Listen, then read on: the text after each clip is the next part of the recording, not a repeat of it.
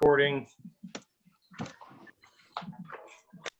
So I'm going to call to order the regular business meeting of the Deep River Planning and Zoning Commission. Today is August 20th, 2020 at 7:01 p.m. Before we get started, I made a couple of changes to the agenda, so I just wanted to throw that for everybody. Because I had to add two things. So we're adding the minutes that weren't on there, and just so everybody knows, David Basilone is no longer on Deep River Planning and Zoning. He had some stuff he had to deal with, so he has resigned. So the revision is the minutes and the election of a new vice chair. So looking for a motion to adopt the amended agenda. I'll put a motion forward to adopt an amended agenda. And you know what? I always do this. Are we supposed to do audience first and then? Because who's to know? All right. So yeah, that's probably the way this should be done. I'm sorry, I'm not very good at this because I don't know who made the motion. So That was Ben Whalen. I know, but let's do the. All right. So we'll go through the agenda or through the. Yeah, the members first. So Chris DeRosa, you're here. Yay, nay. I see him on here, but nothing, huh?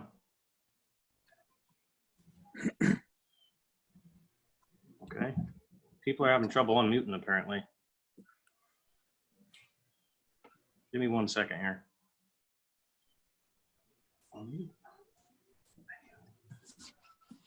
Okay, thank you, Tony. Okay, there we go. So, Chris, yeah, Chris is here. Bruce Edgerton. Here. Jonathan Kastner, I was hoping he would sign in, but nothing yet. Alan Parody sent an email. He is out of town, can't make it. Christy Stroud. I'm here. Ben Whalen. Here. All right. Ben, you want to remake that motion?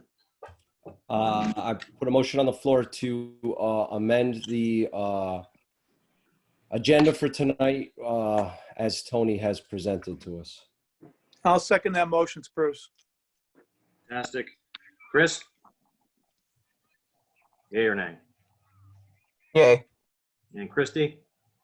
I'm assuming I'm seated, and yes, I accept. There you go. You are seated because David left, so now you are a permanent member. All right. So anyway, on to the agenda. Any correspondence? Hearing none. Audience of citizens. So this is Brett Thompson at 137 River Street. Can people hear me okay? We can. Great. So my screen is a little weird, so I'm not sure what's going on with my Zoom, but I wanted to bring to the attention of the Planning and Zoning Commission. I'm questioning the interpretation of the Valley Railroad's lease with the state. That's been interpreted by the ZEO as they do not need to comply with Deep River zoning regulations. I'm requesting that the Planning and Zoning Commission obtain a legal counsel, a legal opinion on whether that is true or not. We're having issues down here. I know you've received complaints. It seems given the history, given the special permit, given the activity that's happened between Valley Railroad and Planning and Zoning, it seems strange to me now that they don't need to comply with any of our zoning regulations. So please figure out what's going on here. All right. John, you want to chime in on anything, or I mean, how does the commission feel? Do you guys? What are your thoughts? I'm happy to share my brief opinion, but I'll let the commission speak first. Okay. I guess I'd just like some background as to what this is in reference to. It's Ben Whalen speaking. Was that? I mean, is that posed to Brett or? Are you addressing that to me? Yes. Okay. Yes. Yeah, so so the Valley Railroad is now parking cars at the depot and bringing passengers onto the Becky Thatcher directly from the depot.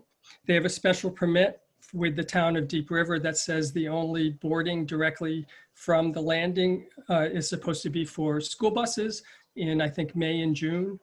And so the last couple of weeks, they've been bringing, number of cars in. It's noisy. They're parking all over the place. They're parking at the landing. They're parking on spaces that aren't public parking spaces. So we have, various neighbors have issued zoning complaints against that. The opinion of the zoning enforcement officer is that they are exempt from our zoning regulations, and I'm simplifying this, but basically there's nothing that we can do. And I challenge that. Okay.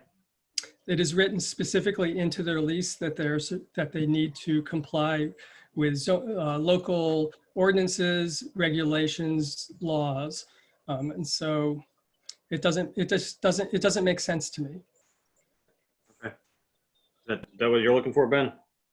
Yeah, I just was looking for background because that's something newer than what I was aware of before was the train cars. So it appears as it's something different now. Right. So yeah, they're also storing rail cars at the depot. So there's another issue has arisen since the rail car issue. Right. Okay. So we're just, we're concerned. This is activity that has not been permitted in the past.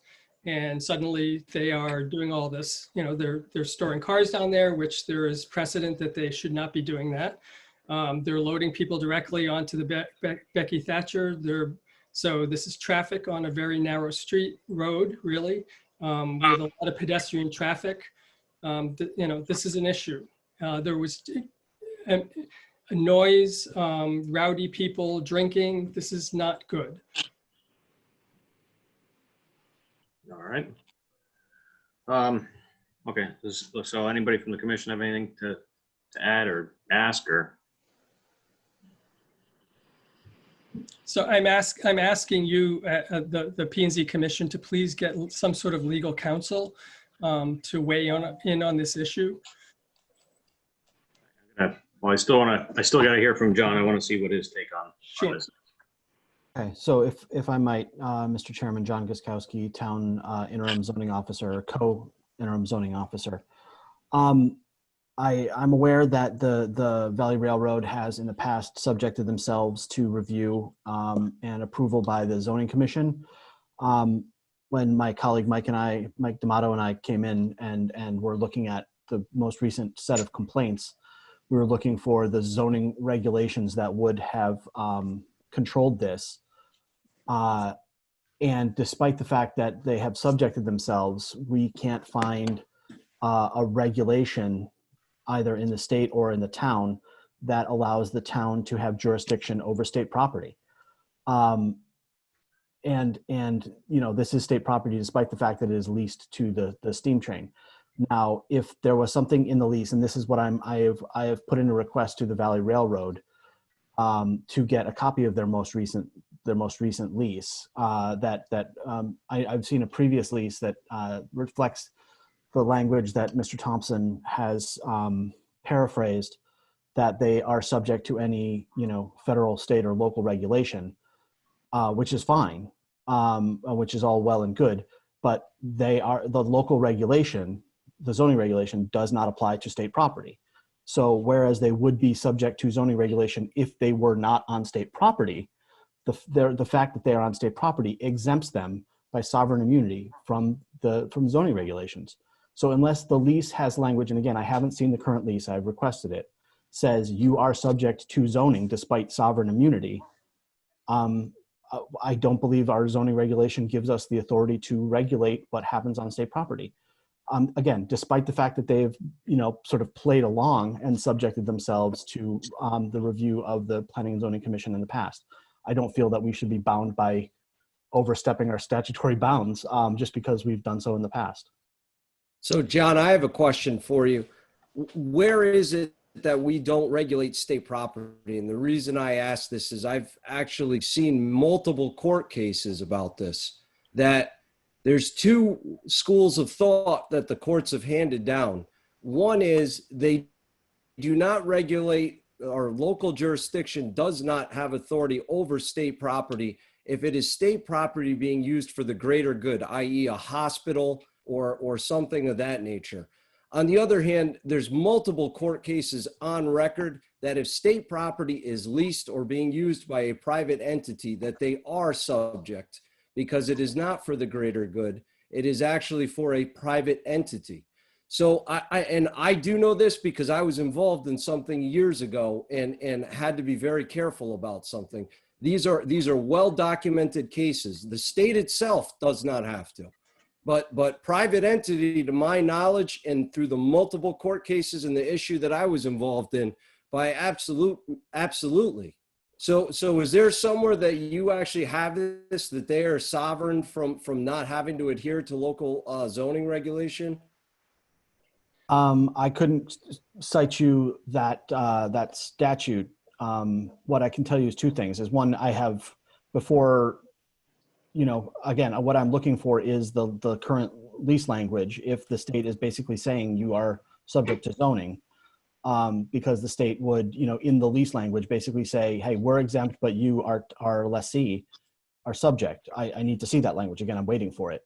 And second is I'm also the town planner in Essex, and have dealt with Valley Railroad there, where they, that is DEP property, the actual steam train headquarters, and they have gotten waivers of zoning in the past.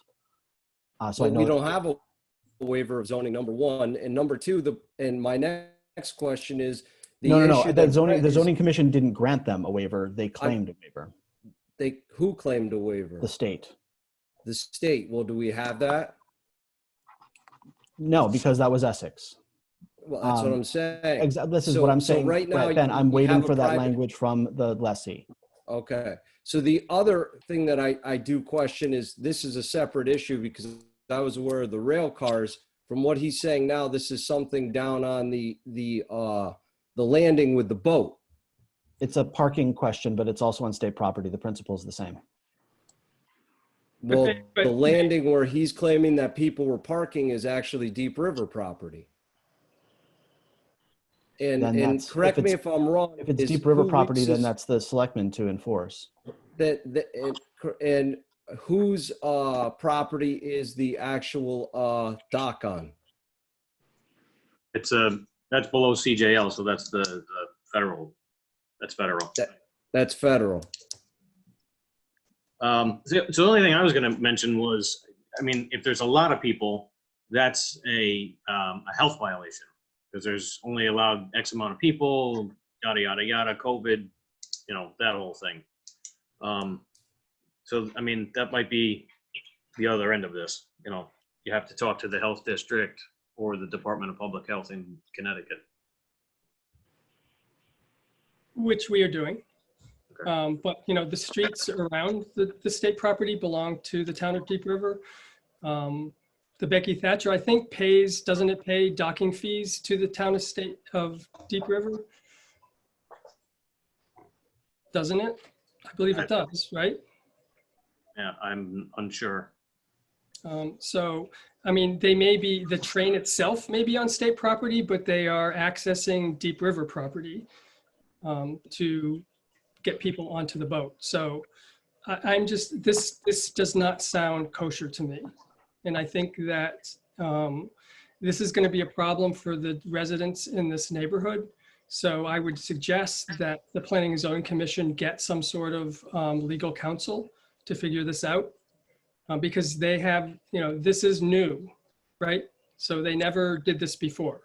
In fact, a few years ago, when they were busing people to the muster, the Planning and Zoning Commission, the ZEO at that point said, you should not be doing that without permission from Planning and Zoning. So there's all this precedent that they have interacted with our Planning and Zoning Commission and our zoning regulations, but now our ZEO is saying they don't have to do that. And it makes no sense to me whatsoever.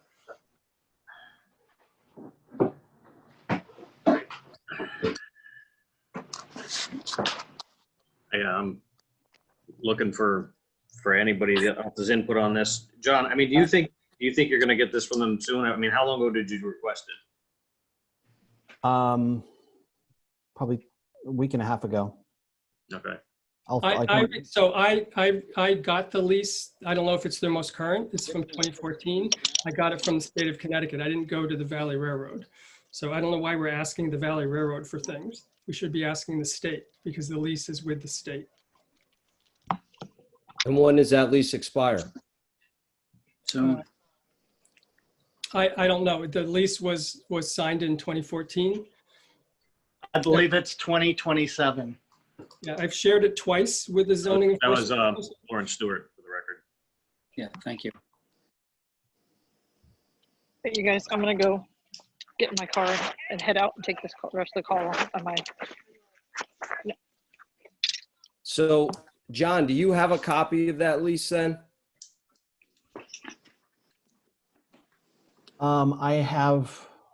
I don't know if I do. I have an excerpt that was quoted. I Just don't go know if I with, have. you it wanna here. come with me? Okay. I've shared the entire lease with the ZEO twice. Okay. I mean, I'm happy to again, share I it can look again. for it. I've requested it. I've requested it from the Right. from Valley Railroad. Well, let's keep it simple. Brett, can you get him a copy of that lease if it's a current lease? Yeah, I don't, So he'll that have we to, can look at it? right, yes, absolutely. All right. So why don't you get that to him? I mean, John, I've had experience with this before in my line of work. And that does sound a little crazy to me based on what I was told is that you are supposed to adhere. They're using Deep River roads and everything else. The train and the tracks I can understand, but this other stuff, you know, that doesn't seem right to me unless there's something that you can pinpoint that says that they don't have to. I'm not sure why use of the roads is a regulatory issue. I'm not saying use of the roads, but they're using property and accessing property within the town of Deep River.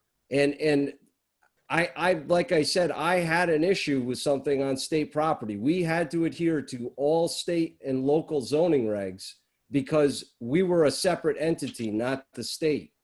If it was the state itself using the property, they didn't have to, but we were a third-party entity leasing that property. I'm not even sure. This is Bob Ginder, by the way, 137 Kirtland Street. I'm not even sure why, if that's true that they don't have to abide by any local zoning regulations, why that property has a zone assigned to it that's a local Deep River zone, because that is a zoned property. So what would be the purpose when they assigned that zone 40 years ago when zoning regulations went into effect, that they would zone that property if there's no purpose to have a zone there? That doesn't make sense to me whatsoever. The state buys and sells property all the time. It's not necessarily state in perpetuity. The state owned that property long before zoning regulations came into existence in Deep River. It was many, many years before zoning regulations came into existence that the state owned that property, and that property has not changed since that time. Okay. This is Lawrence Stewart, 134 Kirtland. I'm a little late to the show here, but my concern is somebody issued the Valley Railroad a special permit, in quotations, which means that went through the planning and zoning, went through all the regulations, and when it was approved, a special permit, and now suddenly they don't have to adhere to local regulations or town regulations. That part doesn't make any sense to me. It seems like it's just a lawless little town and everything's got a little innuendo or a back door to something. And there has to be some, we all have to play by the rules. Why do they not have to play by the rules? I mean, I don't want to brush you guys off, but I also don't want to go over this for the rest of the night. I mean, what does the commission think? Should we wait for him to get the most current one, lease? And if he thinks if John thinks that there's, you know, any question, we can get the attorney to look at it. I mean, that's my guess. I'm looking at you guys here. I'm happy to have an attorney's opinion on it. I've also asked for the Valley Railroads. You know, I've asked their attorney to issue their interpretation of their own lease along with a copy of the lease. But again, I've yet to receive it. But I'm happy to have our attorney review. Okay. Is that? So. Is it worth going over their head? Like to contact the state for the lease? That's where that's coming from. Right. We all I know who the don't- lawyer is for the Valley Railroad. You're not going to get it until you jump up and down. It's going to be 3, 4, 5 weeks, maybe. All right, well, I mean, that's easy enough. You can reach out to the state and Yep. ask for it, right, John? Can I ask a question? For the parking at the landing, don't we have, unless it's at night, like, which I guess is when they're parking there, because isn't that supposed to be just parking for landing use? For the town? Yeah, I thought there was someone there, like, when I went to Rotary there the other day, I had to let him know why I was going, and he's like, yep, go ahead. Mhm. And I lived in Deep River. Okay, oh, I mean, we can look into that too, because now that you mentioned that, I believe that you're supposed to ask Park and Rec for use of public property beforehand. Am I Yeah, crazy about that? I thought that was the case. that is correct. Okay. You are right. I don't know that I would go running to the attorney at this point. I think we need to get all the information in before we start burning money and look it over and sort of come up if how we feel before we just turn this to an attorney. Well, it sounds like there's more information. That's what I'm saying. I think there's more Yeah. information to get. So we need the lease. Let's look into whether or not there was a permit for use of the landing area, from Park and Rec, if that's the case. Tony, this is Chris. Quick question. I haven't been here for 2 meetings. I apologize. I had some stuff going on in my family. But No. Lawrence, you just stated that the P&Z Commission approved this special permit. Is that true? Yeah, there's a special permit on file. Yeah. That's not So what I'm asking. I actually sat through part of way back when there was a special permit issued, and they were looking, if I recall, they came in front of us to expand that special permit for their parking. And we denied And it. No, they withdrew. No, they withdrew. They did Oh, withdraw. right, that's right. They withdrew. So I mean, that is strange to me too. That's what I'm saying, as to why all of a sudden we have been doing things, but all of a sudden it's hands off. That doesn't make much sense. The- So the- I think we need to get all the information in front of us. The very first special permit that was issued was in 1978, 42 years ago. So they set a precedent 42 years ago. That was when the Valley Railroad was first formed. The Valley Railroad didn't exist before that. And so since the existence of the Valley Railroad, they have set a precedent that they have asked for counting and zoning approval since they started 42 years ago. Okay.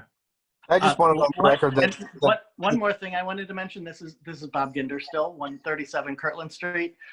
Earlier in this call, during the correspondence section, I'm not quite sure what is considered correspondence, but I had at least 2 or 3 emails with the ZEO in the last week or so, including a complaint that I submitted.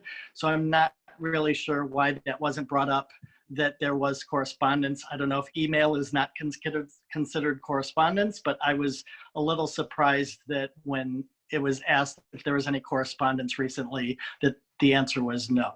I think it would be under the ZEO report. He would, that's later on in the number 5 there.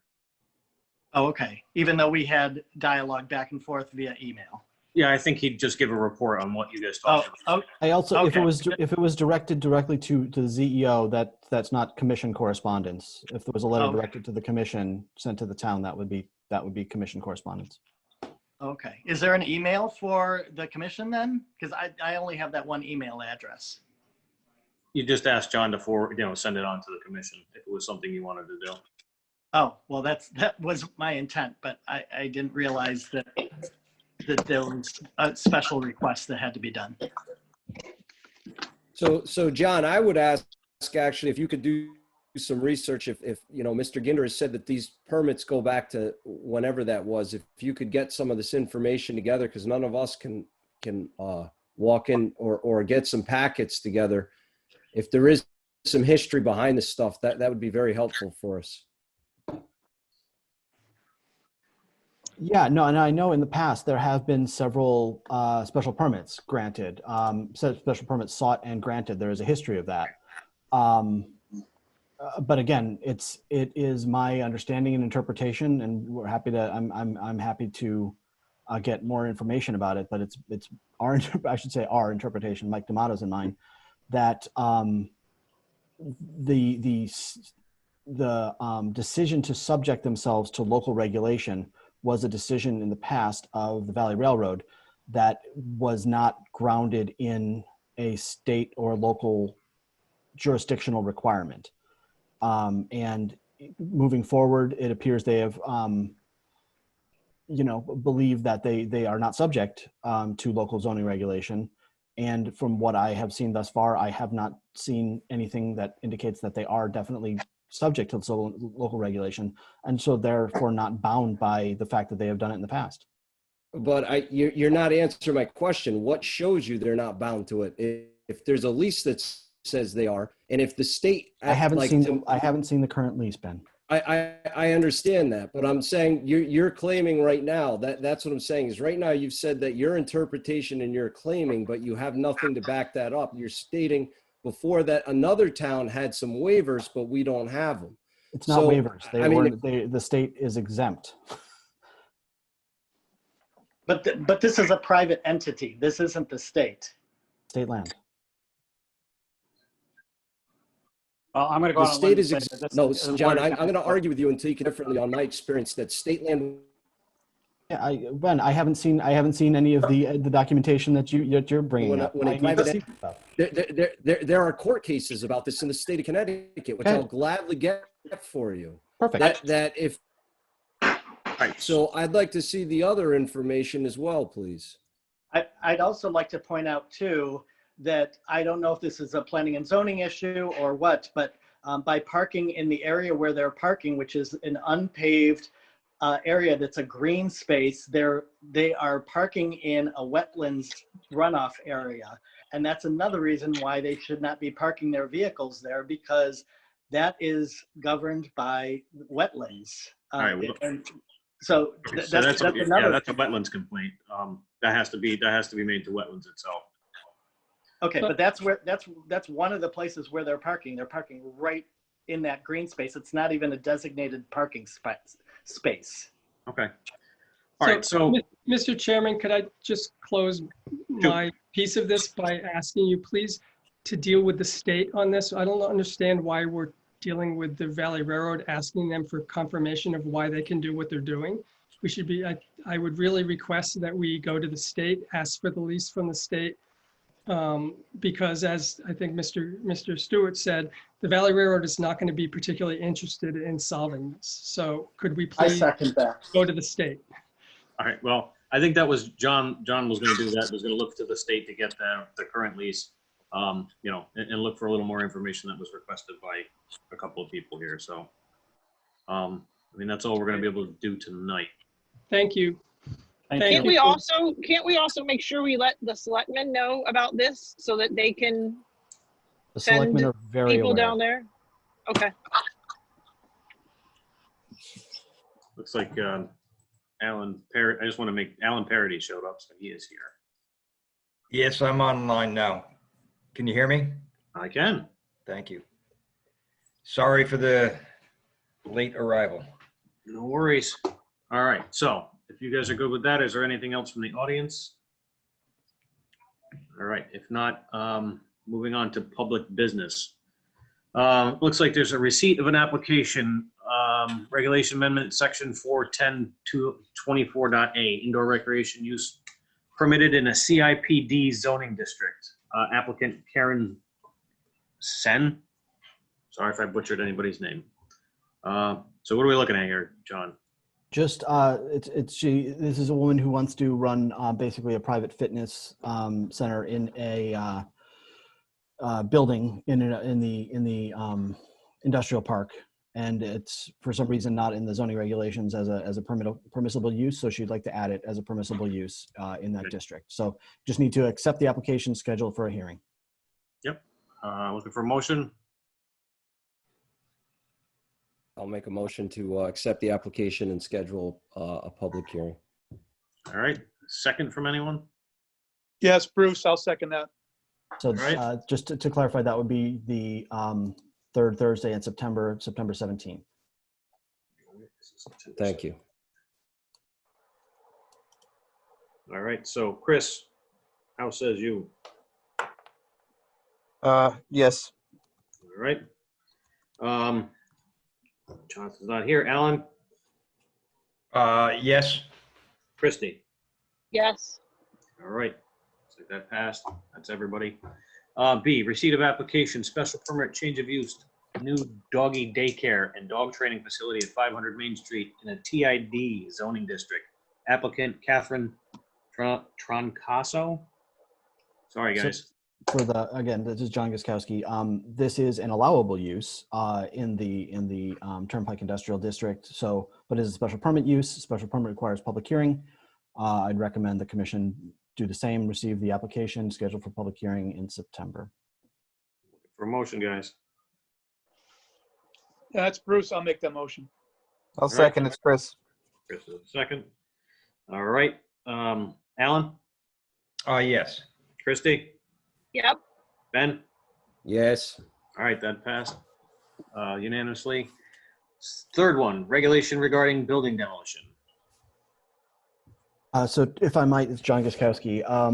We investigated this. I know that there's currently a regulation in the zoning code that requires a demolition delay for buildings over a certain age. We ran into sort of a question with the building official on this, who was looking through the building code, and the building code allows for towns to add a demolition delay by ordinance. And we went back and forth on this and asked the town attorney to opine whether a zoning regulation was equivalent to an ordinance for purposes of requiring the building official to place a demolition delay. And the opinion is it does not. A zoning regulation is different from an ordinance. So if so, our current regulation in zoning is not does not bind the building official. If the town and the commission is interested in having a binding demolition delay, we need to put in place an ordinance. And so that's, I don't know, either a separate petition or requesting that the Board of Selectmen pull one together. My opinion, I don't mean to cut you off, but I was going to throw out two things. There are a couple of towns that like Clinton and Old Lyme, I didn't do a ton of research, don't have an ordinance, but do have the same regulation. Madison, Guilford have an ordinance and a regulation. Right. So, but again, most of these towns do have that. So my opinion would be, I would think we would need an ordinance.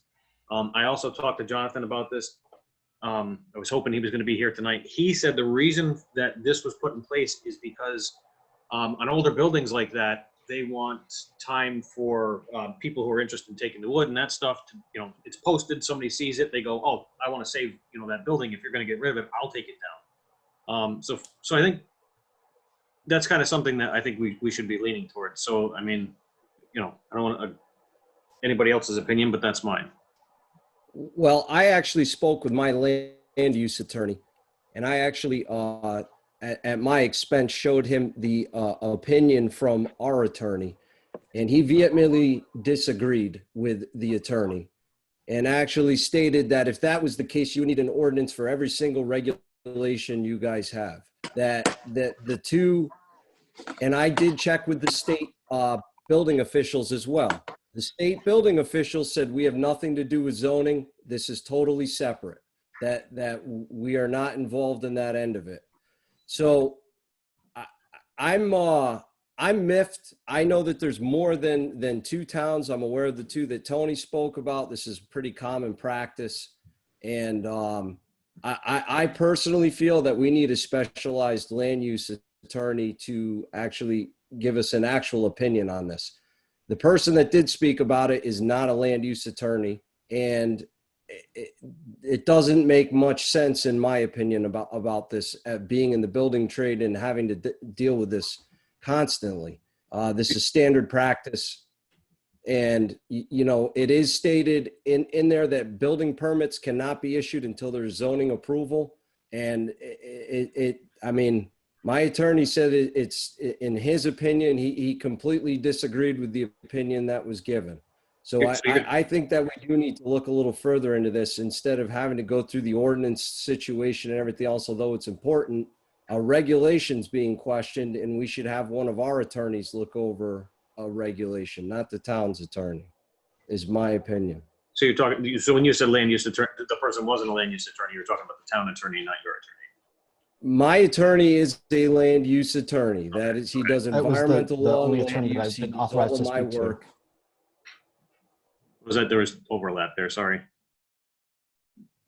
It's my understanding that the town attorney that we, have been going to is not a land use specialist, but that's the only attorney that I was sort of authorized to speak to for town business. Okay. Well, I mean, I guess, again, this goes back to, are we going to use the attorney money again?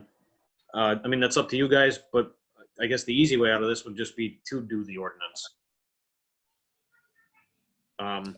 That is true too. So it's, I mean, again, up to you guys.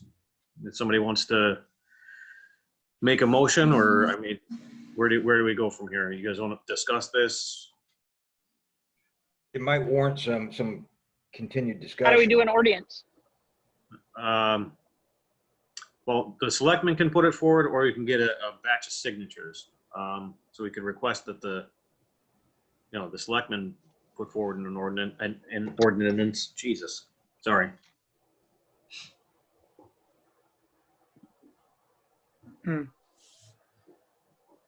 Like I said, John, most towns do have this. John, you mentioned that you spoke to the attorney, but the attorney that you're authorized to use is not a land use attorney. Should we be speaking to another attorney that is a land use expert? I mean, if we're going down this path. I'll give you my personal opinion.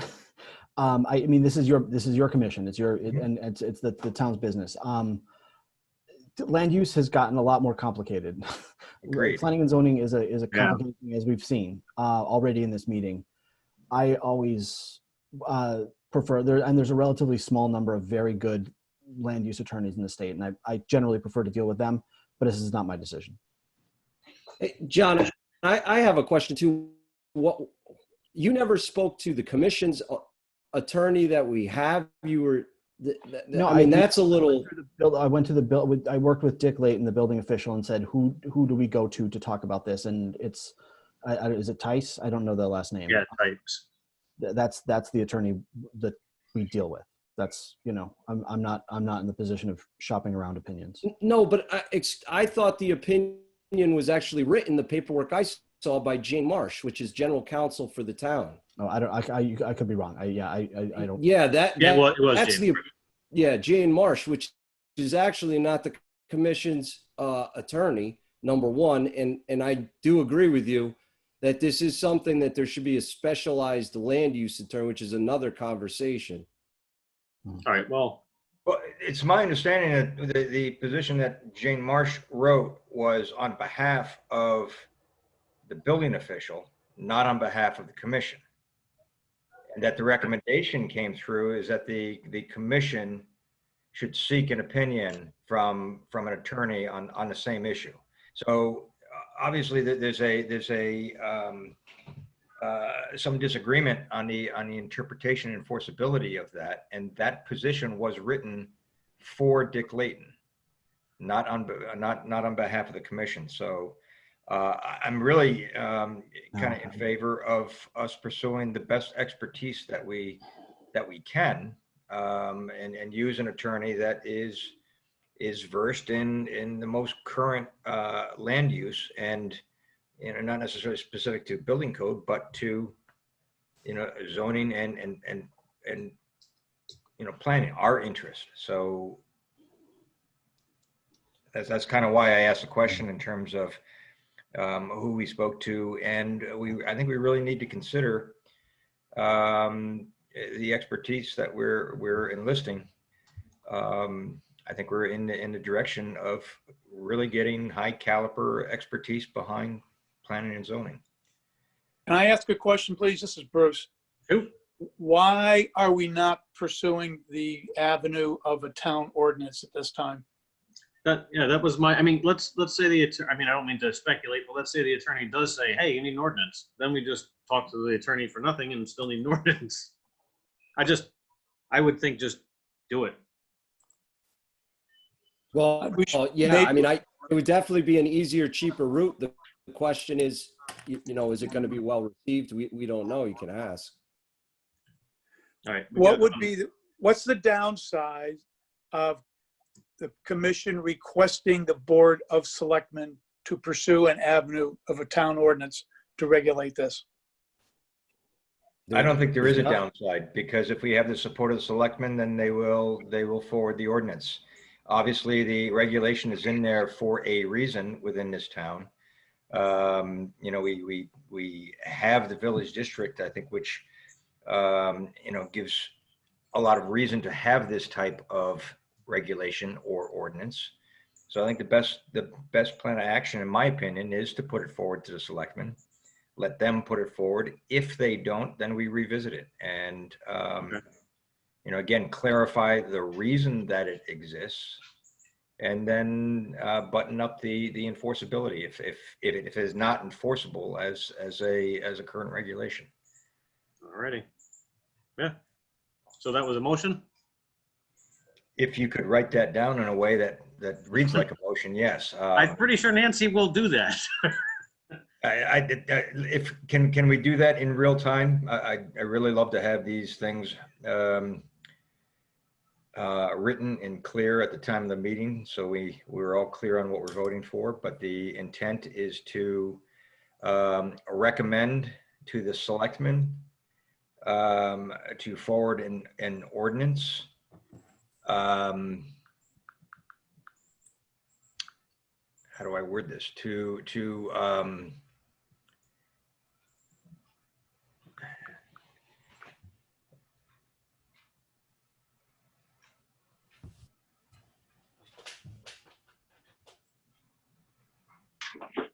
Actually, I think I guess what I'm trying to say is we want to have the intent and the language of our regulation endorsed by the selectmen put forward by the selectmen as an ordinance, Okay. town ordinance.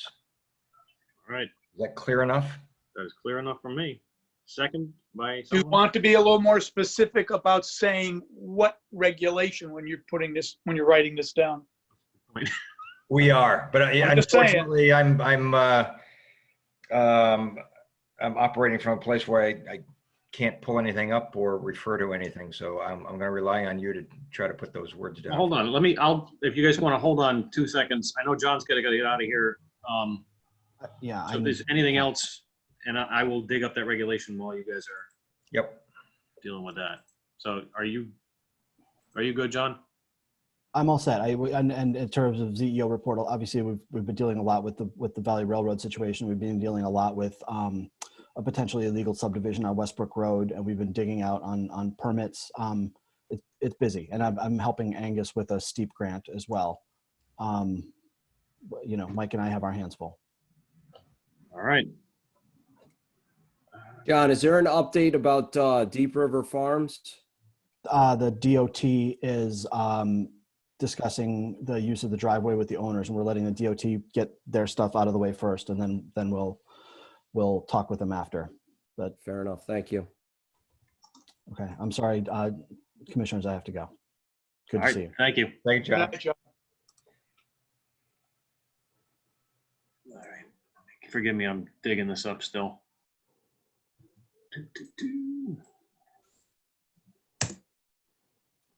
While you dig it up, I'll let everyone know Deep River won the baseball game, so we're advancing. Fantastic. All right, let's just do this.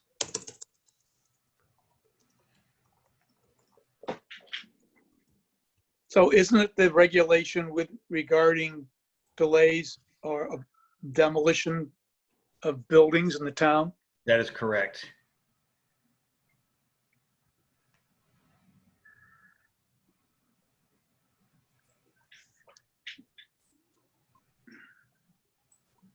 Yeah, I was trying to get the right section and everything, Mhm. not to hold everyone up. It's a little different on Zoom. I'm used to having my book and being able to flip right through everything.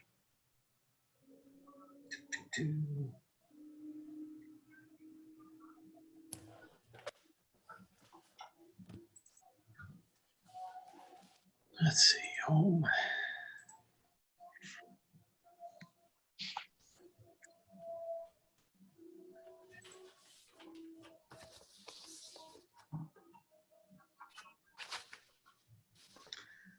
Lots. It's 8.1.3, issuance of a zoning permit. Look at that, Ben's faster than I am.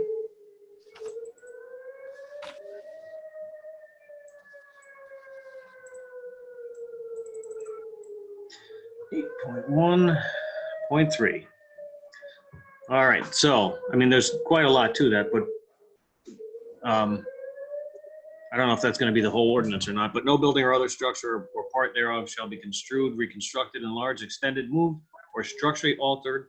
No lot, building, or other structure be used or changed in use. No substantial removal of vegetation or trees. No alteration of lines. Okay. Nor shall existing. Go ahead. I'm sorry, Tony. You finish what you did, and I'll say something. Nor shall existing grades be changed until the zoning permit for such has been issued by the zoning enforcement officer or his deputy. If the building or structure is 50 years or older, it is to be demolished. No demolition shall occur for 90 days after the application for a demolition permit. Demolition must be legally noticed. At the conclusion of the 90 days period, the demolition permit may be issued. A waiver of the 90-day period may be issued by the Planning and Zoning Commission if circumstances demonstrate the commission warrant such a waiver. Nothing herein contained shall prevent the immediate demolition of any structure upon the order of the town building official whenever, in his judgment, there exists a risk to public safety. A zoning permit shall be issued in accordance with the following. I'm not going to read all the application procedures. But if that's, I mean, do you think the ordinance should be specifically that? So, Tony, I'm going to say we should be talking to the Board of Selectmen, but my recollection, the ordinance has to reflect what the demolition code says, and then planning and zoning has some other things that have to get done, which was some posting and some other stuff. And I think the demolition code actually has some specific language that has to be in that ordinance. Okay. So that, I mean, I would probably just say that we recommend that they investigate this. Okay. I mean, yeah, I mean, I'm trying to remember what the actual building code one said. It did say that it required an ordinance, but I don't think it was very specific.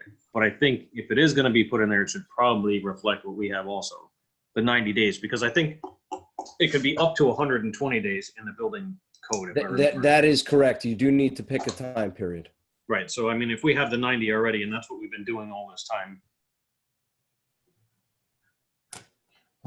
Anyway, so again, back to the motion. So, I mean, how do you want to, because Alan got cut off, do you want to redo that? Do you want to proceed a different way? Bruce threw in something. Hey, Alan, Yeah. do you want to modify that we empower John to speak to the Board of Selectmen on this issue to resolve that? What we were just discussing? Since we're using him for modifying our regulations now and updating things, do we want John to be the go-between to the Board of Selectmen? I think that makes sense procedurally. I guess the question that's been raised here is, do we, when we revisit this regulation and move to an ordinance, do we also want to, reconsider the scope or where it's applicable? So there may be some additional discussion, and because there may be some additional discussion in nuance. I think it makes it more appropriate to have our ZEO to be the point to again look this over, advise the commission if there's some recommendations to tweak it as it moves on to an ordinance, and present it to the selectmen to put it forward. It seems Ben has also got some ideas that would be points to be considered. Well, yeah, I'm not as concerned about, I mean, if it's going to go this route, just want to be sure that it's done legally. I do know that the state demolition code is very specific, and that's not our area, but if there is an ordinance that needs to be there, Tony is right that the time period has to be chosen and they have to mirror each other. Mm-hmm. I do know zoning, you know, we're going through this right now in another town. It's our responsibility to make sure that all the abutting neighbors receive certified letters. It's our responsibility to make sure that that was posted for the time period that there's a couple responsibilities that we do have that fall on us. So there are some points that have to be sort of hammered out.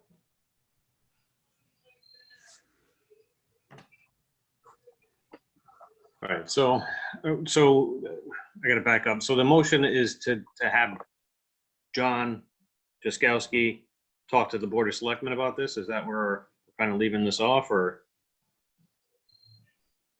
I think the best way to incorporate everything is we have John review this regulation and recommendation for an ordinance, present it back to the commission first with the tweaks, so we have the ability to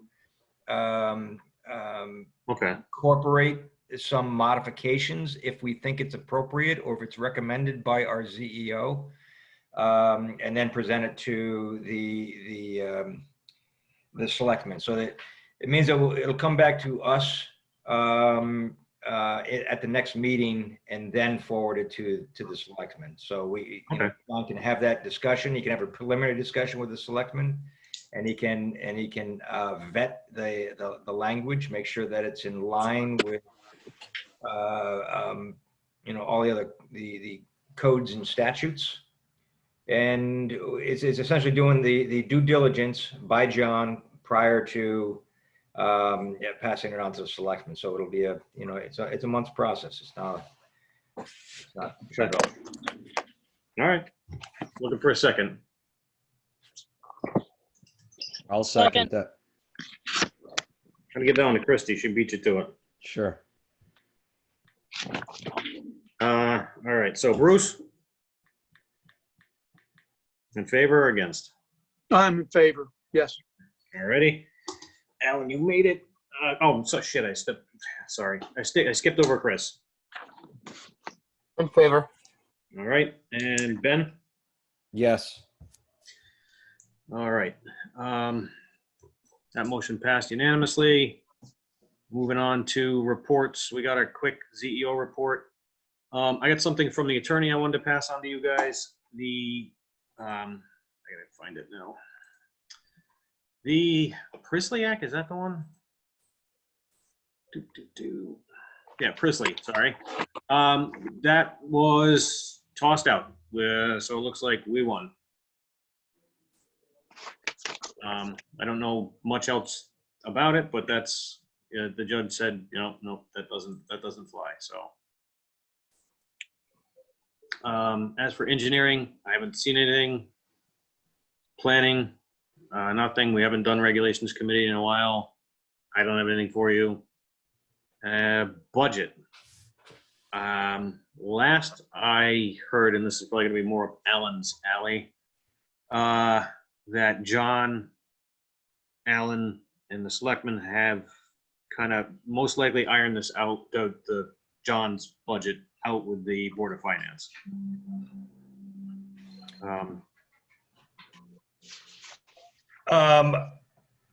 Are you asking me to embellish that a little bit? A little bit. Okay. As I understand it, we did discuss it. And as it's going to be represented is with a slightly modified dollar amount. I think the proposal was backed off by approximately 4,000 from what we put to the Board of Finance. Has not been represented yet, but the expectation from the selectmen, who have all spoken in favor of pushing it forward at that revised amount, expectation is that the Board of Finance will accept it. So we, again, will need to circle back after we hear from the Board of Finance. But it's fully supported by all three selectmen. So that's what I've got. Let's hear from the Board of Finance, and if they're dug in and still can't approve that amount, we can revisit the scope. All right. Moving on to payment of bills. I haven't seen anything. I don't know if Nancy's got anything that she needs to give to us. I'm assuming not. Nothing right now, no. Nothing? All right. Nope. Budget. Jonathan is our guy for that, and he is not here, so I don't think we got much going on there. Again, Regulations Committee. Looks like we have nothing yet, but we'll be coming back to that maybe at some point. Old business, food trucks. I know John's been working on this.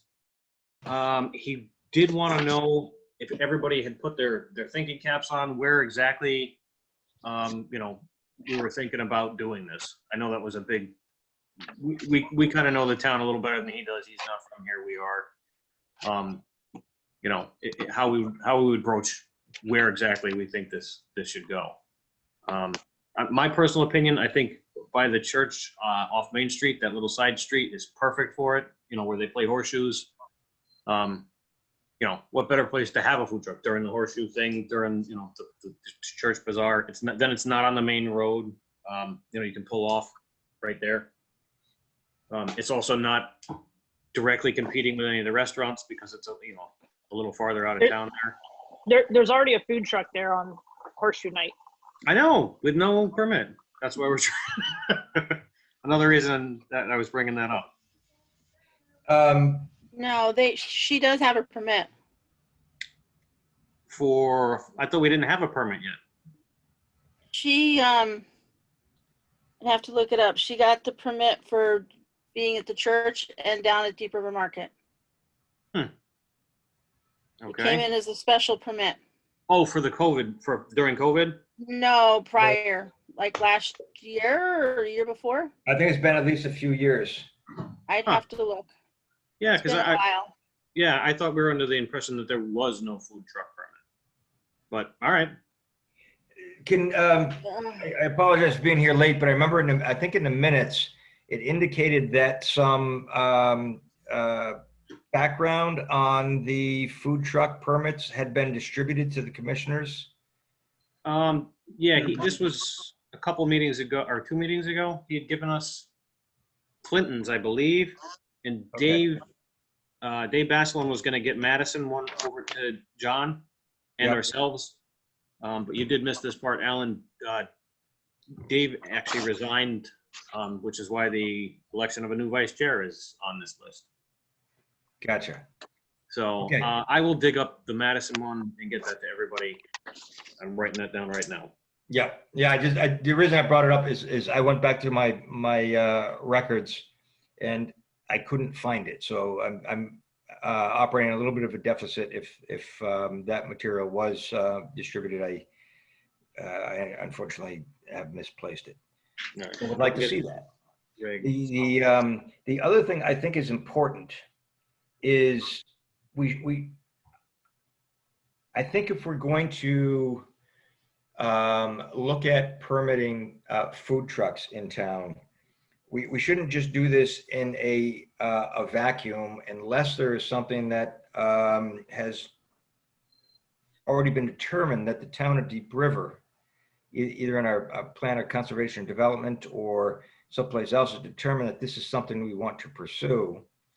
And absent something on record of saying we should be approving this, I think we should be having a conversation with EDC, especially as this is going to impact other existing businesses, the bricks and mortar businesses that may have more stringent requirements, and can have an impact on parking that's available for those other businesses, and just the business itself. I think it would be prudent for us to at least have a discussion with EDC so we understand the business impact.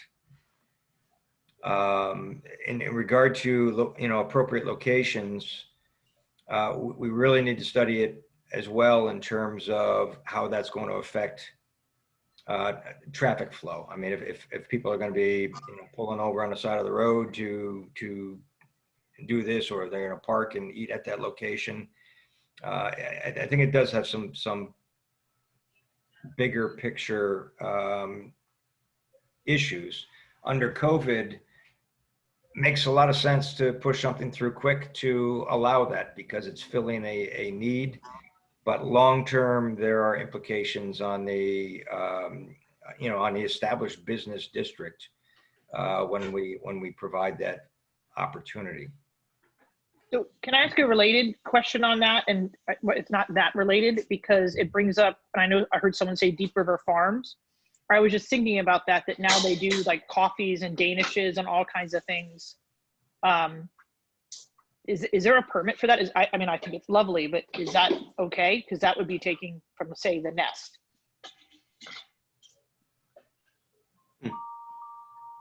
Is that coming up as old business? Because I know that Bruce had brought that up previously, and I thought that our CEO is also going to begin looking into that.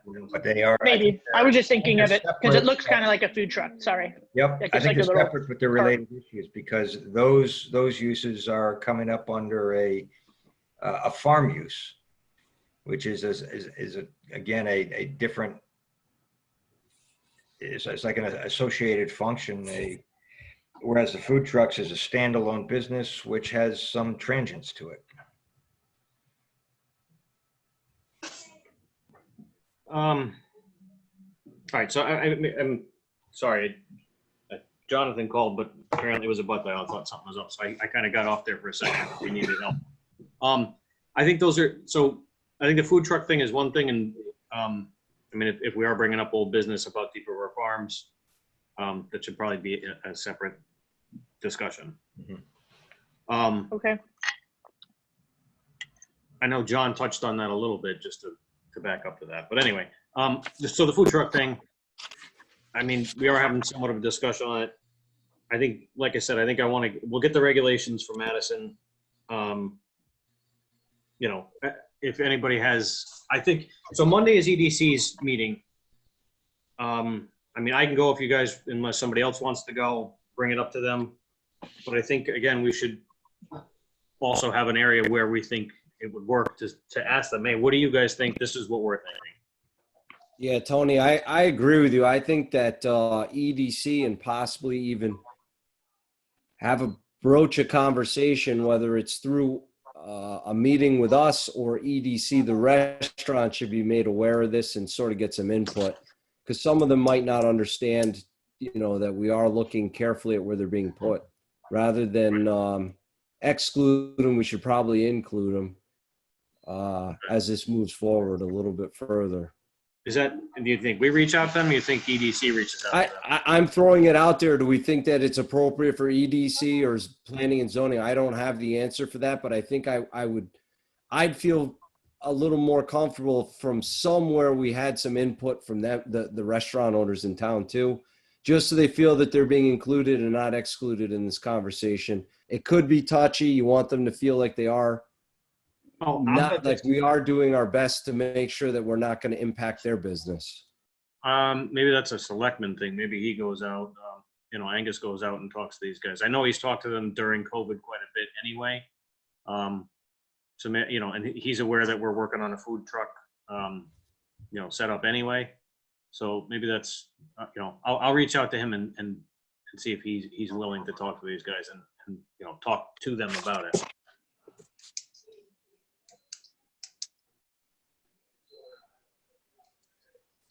So if that's all right with you guys, that's what we'll do. Again, I know last time we talked about the landing, like I said, by the church there on Church Street. You guys had mentioned down at Flatwood Park. Yeah, Tony Spruce. I believe I also mentioned High9 Brewery. Yes, that's which right. isn't in there. And I think I also mentioned that Killingworth is another town that should be talked to about what they do, not just Chester and Essex. Killingworth is another bordering town that might have something to say on food trucks also and how they do that. Okay, I'll grab their regulation too then. Where's reg? So High9, Flatwood, Church Street Landing. Anybody got anything else? No, I will tell you though, I mean, I agree we should ask about Flatwood, but I've never seen Flatwood as unpopulated as it has been this summer. Like it's like dead. It's dead there, it seems like to me. How about, I'm thinking just, I don't know if you can do it for like a special one for events too. Like, I go to my nephew's soccer games. That place is always packed, but that's up at the school. So I don't know how that could work. Yeah, I think that they can pull a permit already for an event itself. It's like pulling a permit for the carnival. Is Gotcha. that Okay. it's not a zoned use. It's an event permit. But I think one of the nuances to the discussion is that, are we looking at allowing food trucks in areas where a restaurant type use, it would already be permitted and it's just a different form of a restaurant use? Or are we looking at allowing, and it sounds like we're looking at allowing food trucks to operate in districts and zones that are not currently allowed to have a restaurant use. But it seems that the relationship is that it's a recreation function that the food truck is supporting. So it's a kind of a subordinate use, and that'd be one way to look at it. That you can't just say that you can have a food truck anywhere within Deep River that you can fit a truck. It'd be one that would be supporting an already approved use in the town that's designated as say a recreation use, which then would not be in competition with the brick and mortar type businesses. But I think that's the type of thing that we need to be clear on is, why is it we're allowing food trucks? Is it an event? Is it a time of use? Is it in support of another business? Or is it a standalone use that's in support of a different type of use? All right, so we'll have, check on the zoning. I'll throw that on, check zoning for restaurant. Where's use? All right. So I mean, unless anybody's got anything to add for an area, like I said, I can bring this up to EDC on Monday, and we can give John a little more direction with this, and I will look up Killingworth and Madison regulations and get those distributed. All right, you guys good with this? All right, moving on. We have building demolition. We discussed already. I'm not sure why it was under old business also. On to the minutes. So last month we took last month was June. We took June's minutes and bumped them to August because we just got them the night of the meeting. Anybody have anything to add to these? Have they read them? If so, could you look for a motion? I think the only thing I'd want to add to the June Mhm. regular minutes was the fact that on item 4, actually it would be on page 2, in the second paragraph, was a discussion continue regarding food trucks, that Killingworth should have been added in with Chester and Essex. All right. Other than that, I would move they be approved as distributed. With his amendment. All right. Looking for a second. I'll second. So that's Bruce. Ben. Chris, looking at you. Sounds good. All right. Alan, Yes. Christie. Yes. All right. Passed unanimously. All right. On to, where are we? Look at all these. 7:27. So then we have the regular meeting minutes for July 16th that Nancy provided. Everybody had a chance to look at those. Yes. All right. Any discussion, anything that's got to be amended? If not, looking for a motion.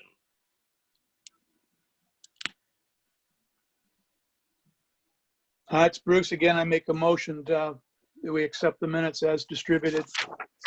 All right. Looking for a second. Second. Who was that, Chris? Yep. All right. And so, Alan. Yes. All right. Christie. Yes. Ben. Yes. Unanimous. All right. And we have July's special meeting. Everybody had a chance to look at those. Yeah, I have some comments, if I might. Shoot. Bruce. 2 things. 1, the call of the meeting. Yep. Item 2, executive session. I don't think this constitutes a legal meeting because an executive session, it has to state the narrow parameters with which you are going into an executive session. You can't just state executive session. You think it was posted incorrectly? I'm saying if you're looking at the call of the meeting is, which is what everybody gets, Yep. that is an improper call of a meeting.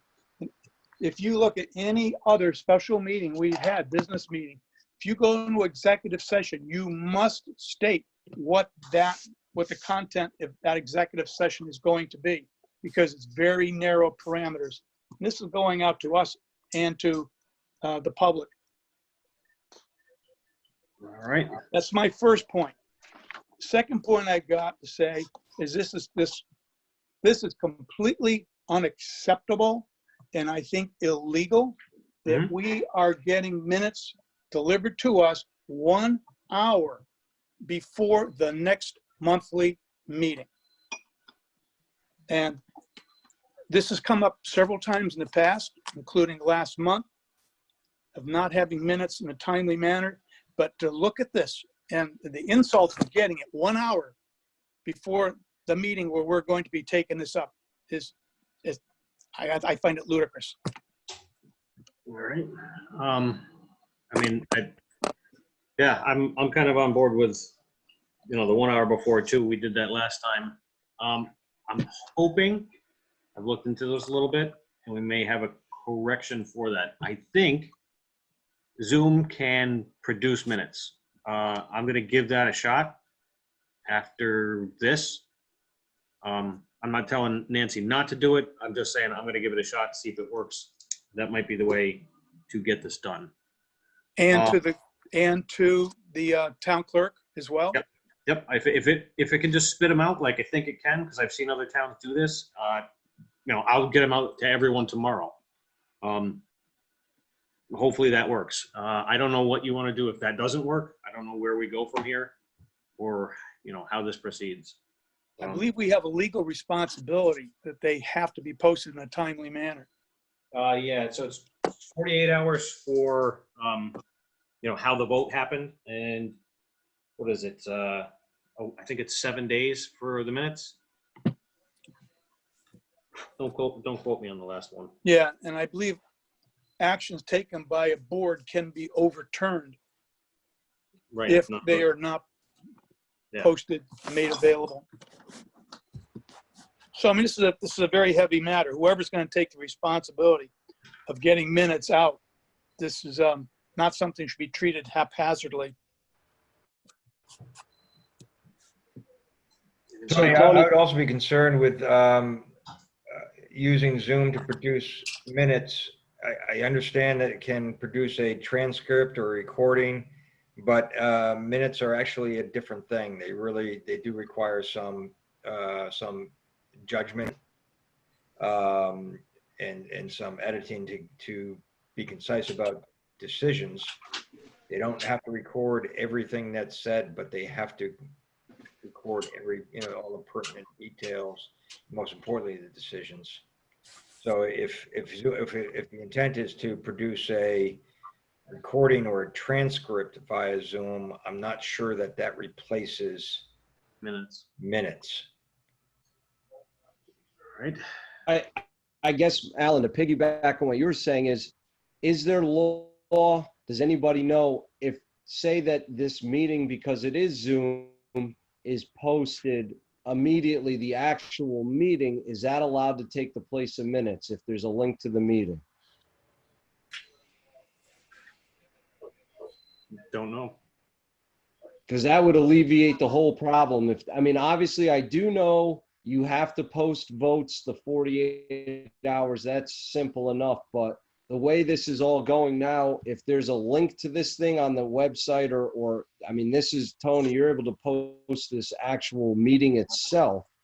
Are we then able to say, well, the minutes aren't really something that has to? I don't think that works.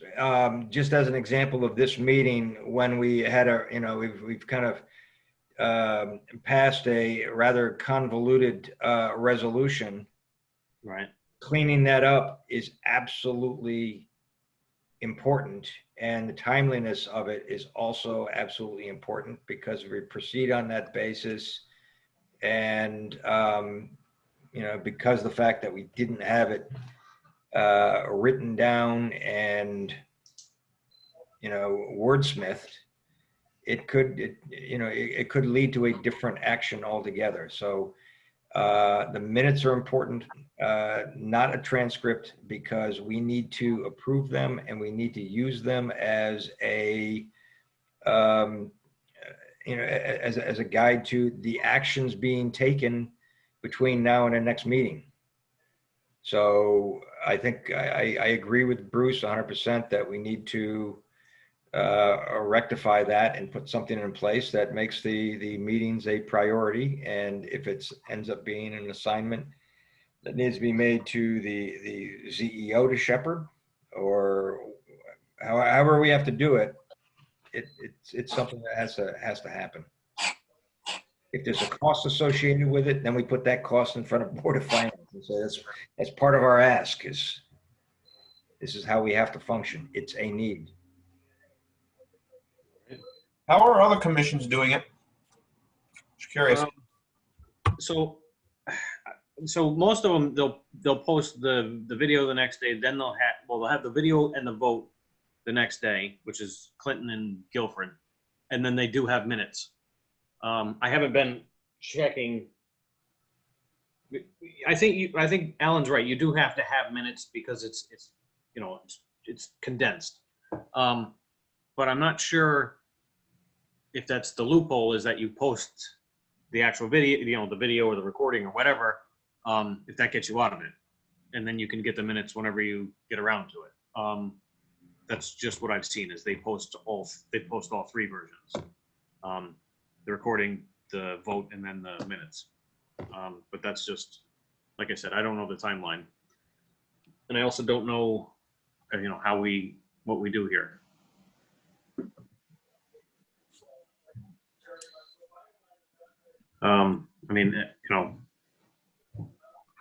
Again, how do you guys feel about this? What do you?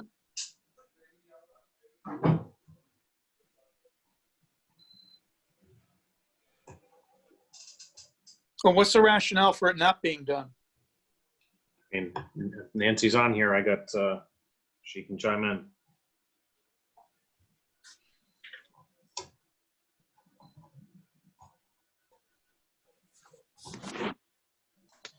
All right. So Alan, you think I mean, your opinion was we'd look to John to see if he's got, something. Again, if it becomes a budget issue, if we say that, we need them to attend and we need them to generate the minutes, I'm not sure it's the best use of their time. The other option is we have an officer of the commission be responsible for generation of the minutes. I don't know if that's been done before. I know it. I have seen that done on other boards. That the secretary generates the minutes as an officer. Again, it ends up being a responsibility of an individual, and there's got to be accountability. Right. I mean, it is a separate item in the agenda, or I'm sorry, in the budget. So I don't know if it's something, maybe we can ask John. But like you said, I don't think it's best for him to do it. So maybe. Yep. Yeah. Can someone tell me how do they get done now?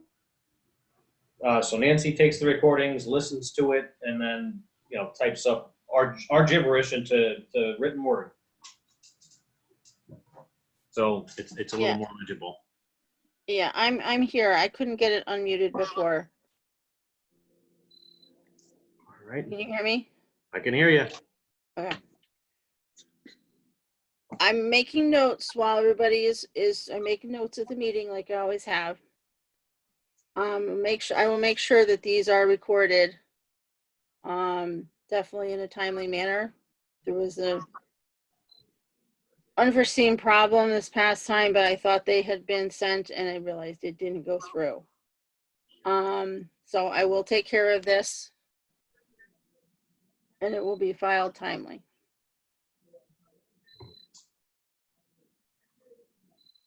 Is everybody else all right with that? I mean, I'm very comfortable with that. right. There's no question about the quality work that Nancy does, that's for sure. No, I agree.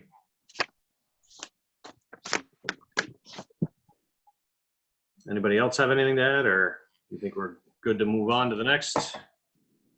I think we're good to move on, Tony. Yeah. All right. I just want to I jotted this down. We're jumping around. So Bruce, I got to back up because I wrote this down. I just want to how to address this. You said that the special meeting wasn't legal because the case wasn't stated in the opening of the executive session.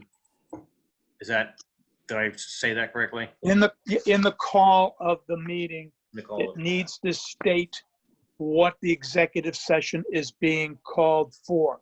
We've had internal conflicts even within our commission in the past because it was not stated properly that actually shows that it is confined to what is listed as acceptable business of an executive session. All right. And to make sure that it's limited only to that item or items that are listed on executive session. Right. All right. So, you think we should ask the attorney if this is valid? Because this was the whole appointment of CHA, I believe, right? CHA, yeah. Well, it was the executive session was a discussion of the candidates that we had in hand. Yes, that's right. It was after the executive session that the motion was made to retain CHE. So I think again the motion to go into executive session was probably correct because it did state that it was an executive session for discussion of possible candidates. But I think Bruce's issue is when we issued that call for the meeting, that the content of that motion was not part of the meeting call, the agenda. Okay? Yeah, item 2 does have to state, we are required to state what that executive session is about. And we've gone through legal counsel on this in the past when I was the chair. So, a motion was made by Ben Whalen and a second by Alan Perry to enter into executive session for discussion on possible candidates for zoning enforcement officer position. Well, now I'm looking at the thing right here, right now, special meeting, July 27, 2020. And it has call to order. Number 2 just says executive session. There's nothing on it after that. Oh, no, mine says a motion was made by, can you see my screen or no? I'm looking, I got the printout copy that's in my hand right here per Connecticut Executive Orders 7B and 7.1. Zoom meeting, yada, yada, yada, special meeting, July 27th, 2020. And there's nothing on line 2 except executive session. That's crazy. Mine has a whole thing. It says a motion was made by Ben Whalen, second by Alan. But wait. No, that's not a call to a meeting. That's a motion calling for a meeting. But what you put out that goes out that says we are having a meeting, which is your call to a meeting, it is not on it. Oh, the one that's, oh, so you're talking about the one that's online. Needs to be. It's not in the minutes that Right. it needs to be recorded. That's not the important thing. It's what, if you put something out to let the public and the commission members know that we're having a meeting and there's going to be an executive session, you have to state what that is about. Gotcha. You're very limited in what you can do in an executive session.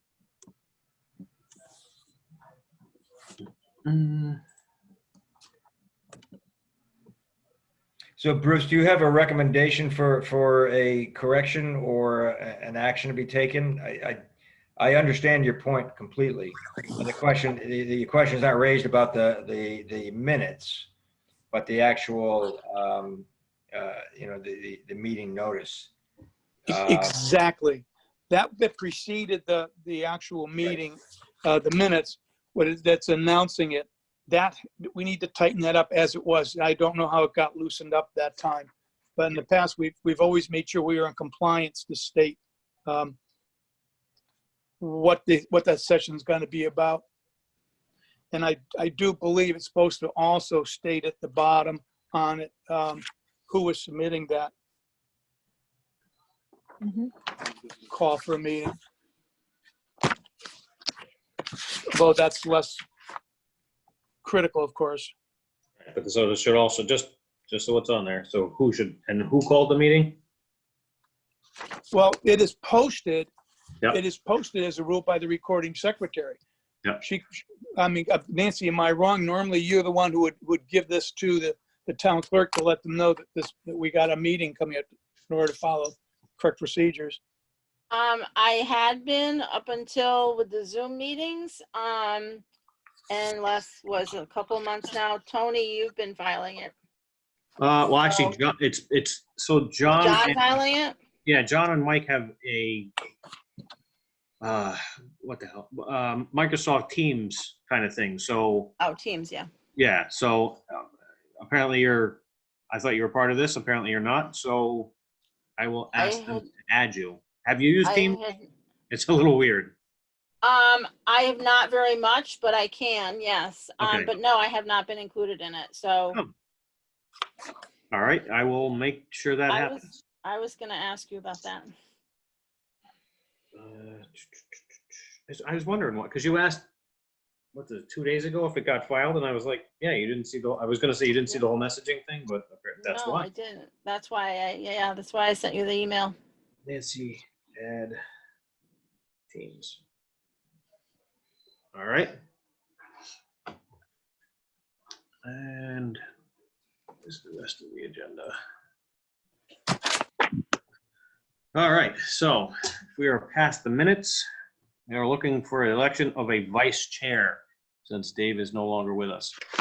And my gut here is to do to Mr. Ben Whalen exactly how I got this position, since he enjoys putting people forward for a position they're not really interested in. And Ben has done this before. I think you should be the vice chair. And if anybody else is interested, please put your name forward.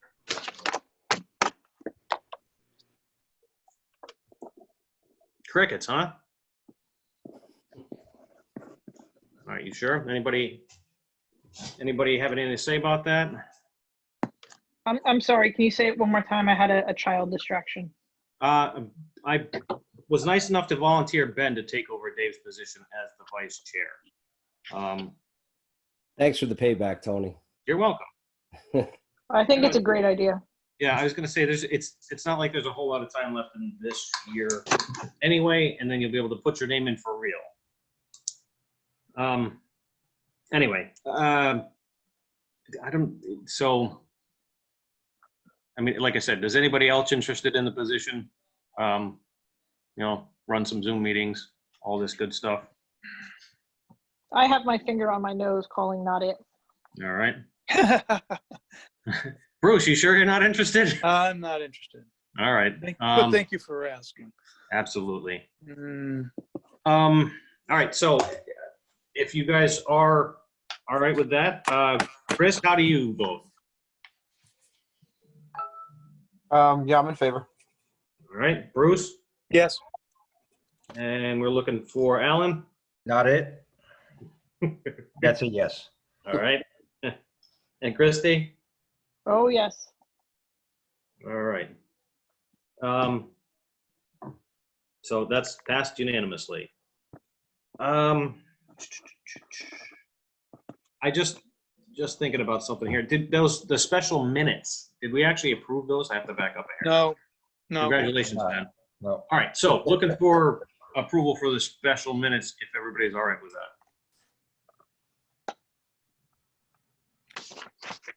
I would move to accept the minutes of the meeting. I think the minutes are an accurate reflection of the discussion, but you know, we do have the caveat of the notification was improper, and we do need to, you know, address that going forward. But I would move to accept the minutes of that meeting. All right. I'll second. Chris. All right, Bruce. I have to abstain. I was not there. All right, not you. So Alan, Chris, Christy. Chris can't vote for it either. Oh, that's right, I don't Chris. think unless he showed up. Chris, No, you he- were absent, weren't you? I'll Yeah, just second the motion. I didn't vote on it. Yeah, you see, you can't. So I need a second. I'll second. All right. And so that just leaves you, Ben. Yes. And I'm not sure if 3 is enough, so I will also vote yes. So those pass. All right, so back to the agenda. Congratulations, Ben. Any new business that we haven't covered?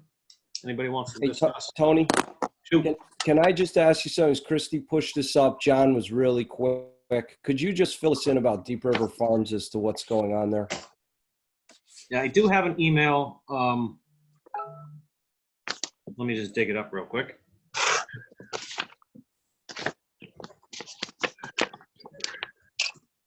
But it's only from, let's see.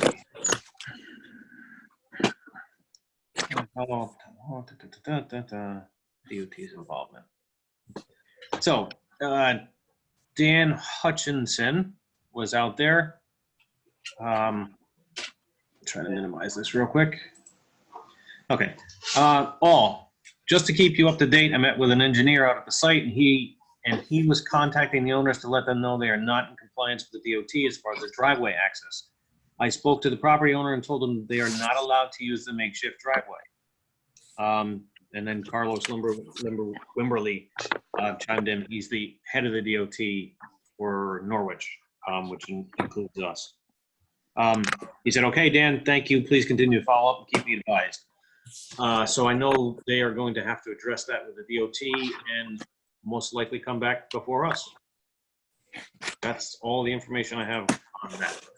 Okay, so I guess my question on that was come back before us because I think this was brought up by Bruce, and correct me if I'm wrong, but under the agritourism stuff, there was never a public hearing for that property or anything. So is that part of what comes back? Because once again, we discussed this before. Has this been broached and John had to run so quickly? And he said that he was letting the DOT go through this. Does this start the process like where it should have gone, or where does this end up? All right, so I'm gonna press him on Deep River Farms, and what's the other one? Spruce Ledge. Yeah, that's right. Yes. So Spruce Ledge, and they need an agro-tourism permit. Is that what you're? I mean, I'm just questioning, the Deep River Farm thing. Once again, we discussed this before. The DOT's there was an expansion. There's been a few expansions, so I think you're right. Same thing with Spruce Ledge. So we required Foggy Meadow Farm. They had a public hearing, the signage. They had a parking plan, and we required the same thing of Laramie. And once again, we've stated again, Laramie comes in every year for the haunted hayride for a public hearing. Just making sure that we are like, is this somehow they got issued the building permits and stuff without going through the zoning process. I'm not trying to wag a finger, but what's fair is fair because the other farms had to go through it. no, you're right. Sure. So yeah, they need a permit. Like it's a farm. I'm sure no one's going to give them too much of a hard time about any of this, but just to have it on file so it's correct. No, I don't disagree. The banana peanut butter maple popsicle that they sell at Deep River Farms is really good. Just in case anyone's wondering. All right, more food to Come on, eat. you guys. We've been on the Zoom call for like 2 hours. No, We the gotta COVID. like have some levity to this whole thing. No, it's COVID-19. It actually meant 19 extra pounds. Yeah. I personally, I think that, these are, kind of the nice uses, the things that we like to see. But at the same time, I guess the question I heard, when you begin to see a farm that is more of a event venue, when they're having more concerts than Christmas trees, or a farm that's selling more goods than are being produced, is that something that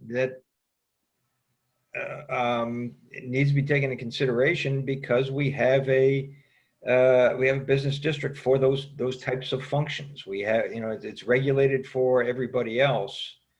What defines them as a farm first, that they have these accessory uses? I personally, I think that that's the issue that we need to begin to address, and have some sort of a benchmark or a qualification that says, yes, you are primarily a farm and this is a accessory use. But when the accessory use is in excess from a standpoint of the allocation of the space or the revenue generated, then it's beginning to skirt our own zoning and the regulations that are applied to the other businesses in town. So I think it's a serious issue.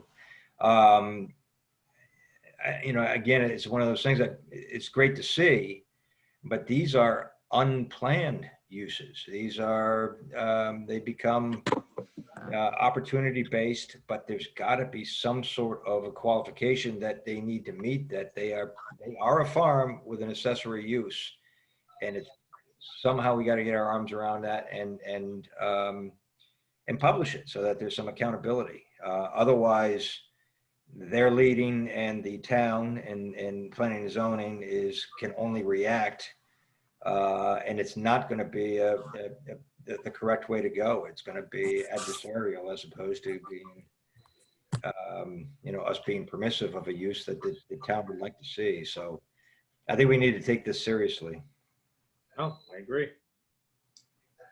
Yeah, I Okay, would. Alan, my love of the popsicle wasn't meant to not be serious. I'm totally serious. No, I agree. I agree with you. I mean, that's why I said it's like, yep, that's a great thing. And I think that there is a desire to have it. And we need to be, trying to promote this type of thing. But we do have a responsibility to regulate as well. I mean, that's. I agree. Totally agree. Yeah, I And mean, be diligent and consistent. correct. And I would have to say I'm very much in favor of farms and these things that come with it. But the Deep River Farms thing on the weekends, people backing into Route 80 is a serious safety concern. I saw it multiple times, and this is why there is planning and zoning, is there's steps to go through. And for some reason, it didn't come through the commission. And I don't think anybody in the commission would be opposed to that use, as long as it's safe and it's fair and equitable for everybody. Ben, to echo what you said, I saw a parent when I was driving by there grab a kid that was running around, and that is so close to that road, and cars drive so fast, even though it's near that stop sign. It's definitely a safety thing to not have anything up and have the cars there. And Yeah, I mean that one is, and the other one that I'm sensitive to is the sign that's there. It's nothing personal against their sign, but Nick Olson had a sign that was put in. It was in the state right away. We made him move it. It was a big deal. We've got to be sure that we're fair and equitable in these things. Like it never came in to us for review. Maybe it's not in the state right away. I don't know, but nothing came to us for a review on that, nor did this sign, which if everybody remembers, Foggy Meadow Farm had to have a hearing because about their sign, because they were placing a sign in a residential neighborhood. They actually brought the sign in and talked to us. So I'm just of the fairness doctrine that we have to follow the same procedure for every one of these and monitor this going forward. Okay. I agree. Oh, I don't disagree. All right. Anything else? I'll make sure I forward a lot of these concerns, or all these concerns, to John and Mike. I'm assuming there's nobody on here, so there's nothing else for new business. I just have a general question. Shoot. And I emailed you, Tony, about it. Is there any plan for going back to in-person meetings? I mean, last time I tried to get on, I had to click on the link. It didn't work. And by the time I typed it in, I was 2 minutes late. And then I was told I couldn't talk. A lot of that can be avoided if we're in person. I know the school's open, so I'm curious as to when town hall will be open for public meetings. I can't answer that. I know they're not open to the public now. So they've been avoiding people going in there. They still use the drop box outside and everything. So I don't have an answer for you. Unfortunately, this is what we're stuck with for the moment. All right, then I guess I just asked for a little bit of leniency for the start of meetings, for people having issues getting on. I mean, yeah. Well, I mean, I've been trying to hold it an extra 5 minutes, but like today, John had to get out. So, yeah. All right, that's it. All right. Anybody else? Anything new? All right. Looking for a motion to adjourn. Motion to adjourn. Ben. Second. I'll second that. All right, Chris. Can you guys say I vote to adjourn? I voted John. Bruce. Yes. Christy. Championship game for the Little League Saturday night. Deep River versus Essex in Middletown. Just FYI, 6 o'clock. And yes, I vote to adjourn. Okay, thank you guys. Way to sneak that in. Everybody have a good night. Thanks, folks. Right. Congratulations, Ben. That's right. Congrats, Ben. Thanks, Alan.